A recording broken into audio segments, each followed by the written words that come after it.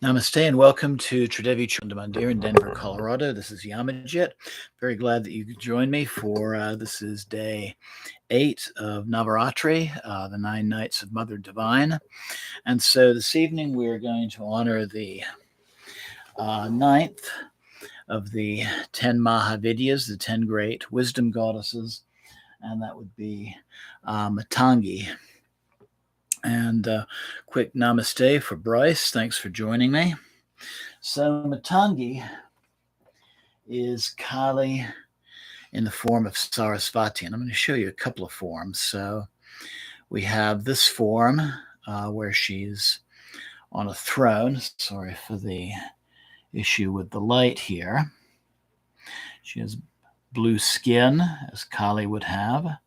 She is holding her sword, an arrow for basically one-pointedness, focused meditation. She's holding a small shield, sign of protection, and a coil of rope for binding ignorance.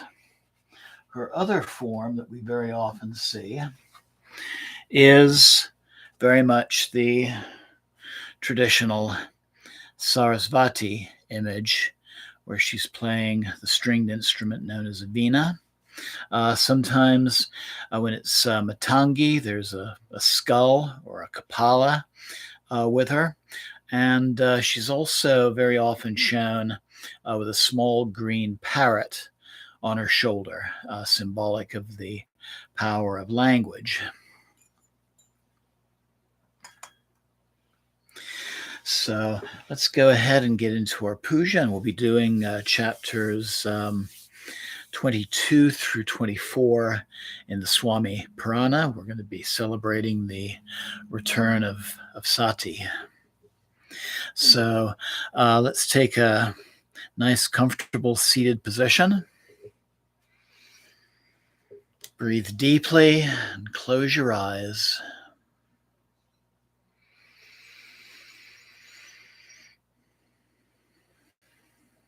Letting go of the concerns of the day as you exhale. Those concerns of the past and those concerns of the future. Bringing your awareness just to this present moment.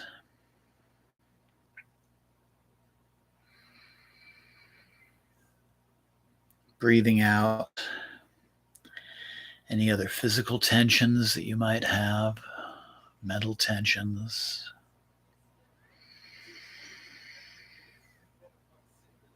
Breathing in relaxation, peacefulness, and a willingness to connect with that divine presence within.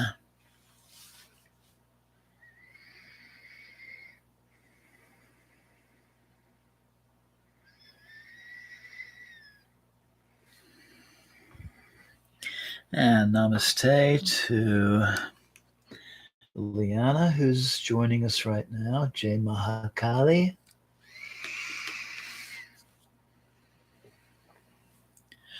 And then I invite you to focus your breath and your awareness to the heart center. Breathing in and out through the heart. Getting in touch with that divine mother presence within yourself, whatever form of the divine mother you're closest to.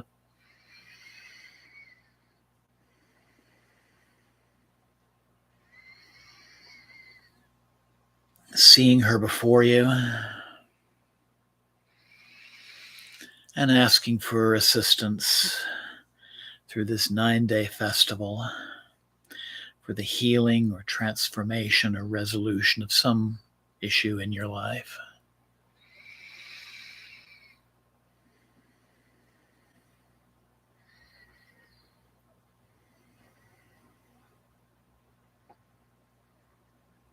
And slowly bringing the palms of your hands together at your heart center.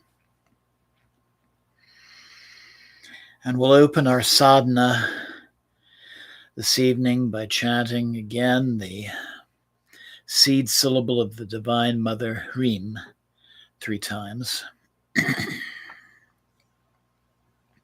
Inhale.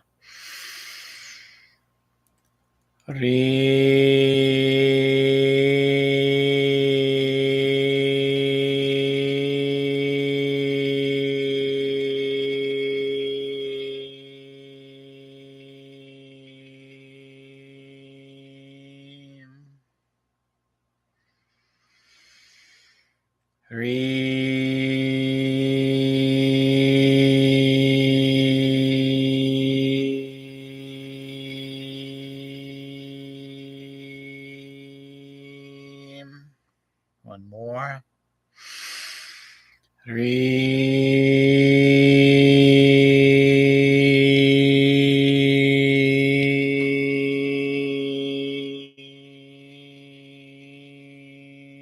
Inhale and exhale, and slowly open your eyes.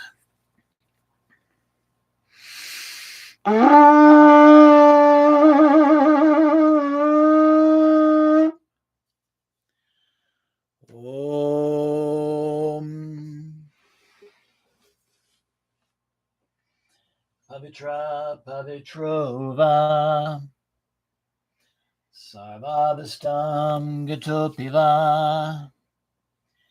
Yashmare Pandadikaksham Sabhyabhyanta Sushi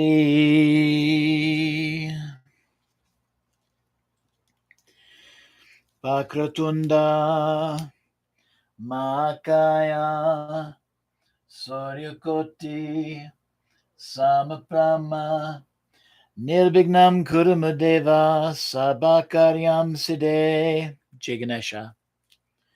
Om Guru Brahma Guru Vishnu Guru Devo Maheshvara Guru Sakshat Padam Brahma Tasmai Sri Guruve Namah.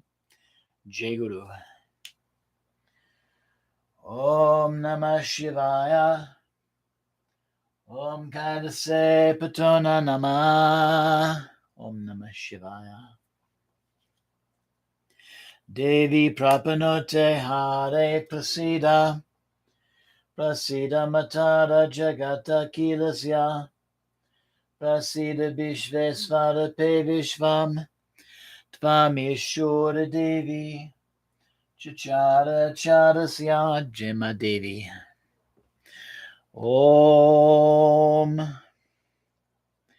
Matangaye Chavidmaye Uchista Sandalye Dimai Tano Devi Prachodayat. Jema Matangi.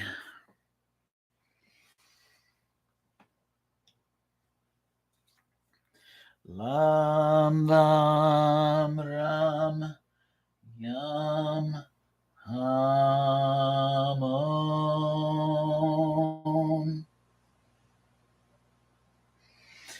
Lam Vam Ram Yam Ham Om. Lam Vam Ram Yam Ham Om. Lam Vam Ram Yam Ham Om. Lam Vam Ram Yam Ham Om. Lam Vam Ram Yam Ham Om. Lam Vam Ram Yam Ham Om.